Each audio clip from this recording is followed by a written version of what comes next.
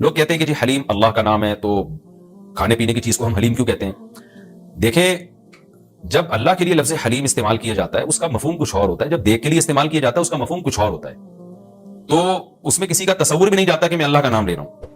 یہ بالکل ایسے ہی ہے جیسے اردو میں صلواتوں کا مفہوم کچھ اور ہے، کہتے ہیں اتنی صلواتیں سنا کے چلا گیا، حالانکہ صلوات تو درود کو کہتے ہیں اور نماز کو بھی کہتے ہیں صلات۔ تو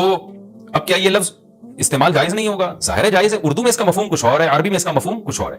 بلکہ بعض دفعہ ایک ہی زبان میں ایک لفظ دو مختلف معنوں کے لیے استعمال ہو رہا ہوتا ہے، تو اس میں کوئی بھی پابندی نہیں لگاتا۔ جاریہ عربی میں باندی کو بھی کہتے ہیں، جاریہ عربی میں کشتی کو بھی کہتے ہیں، اور جو ہے اس طرح کی اور بہت ساری مثالیں ہمیں ملتی ہیں کہ ایک ہی لفظ مختلف معنوں کے لیے استعمال ہو رہا ہے۔ عین عربی میں آنکھ کو بھی کہتے ہیں، عین عربی میں گھٹنے کو بھی کہتے ہیں، عین عربی میں جاسوس کو بھی کہتے ہیں، عین عربی میں چشمے کو بھی کہتے ہیں، عین عربی میں سورج کی ٹکیا کو بھی کہتے ہیں، عین عربی میں سونے کو بھی کہتے ہیں۔ تو اس طرح بہت سارے نام مختلف معنوں میں استعمال ہوتے ہیں۔ موسیٰ کا جو لفظ ہے عربی میں اس طرح کو کہتے ہیں بلیڈ، جس سے حلق کیا جاتا ہے نا، حاجی لوگ جو سر منڈواتے ہیں اس کو موسیٰ کہتے ہیں، حالانکہ موسیٰ جو ہے حضرت موسیٰ علیہ السلام کا نام بھی ہے۔ لیکن جو عربی جو جانتا ہے جب وہ بلیڈ کے لیے موسیٰ کا لفظ استعمال کرے گا تو اس کے ذہن میں حضرت موسیٰ کا تصور ہی نہیں ہوگا، اور جب حضرت موسیٰ علیہ السلام کا کے لیے موسیٰ علیہ السلام موسیٰ کا استعمال کرے گا تو بلیڈ کی طرف اس کا دماغ ہی نہیں جائے گا۔ تو اس لیے یہ بالکل مضبوط بات نہیں ہے کہ حلیم چونکہ اللہ کا نام ہے لہذا وہ دیکھ کے لیے استعمال نہ کیا جائے۔ جب اللہ کا نام ہے تو اس میں دماغ ادھر نہیں آتا دیکھ کی طرف، جب دیکھ کے لیے استعمال کیا جاتا ہے تو اللہ کی طرف ذہن نہیں جاتا، یہ بالکل ایک الگ الگ معنی میں استعمال ہوتا ہے۔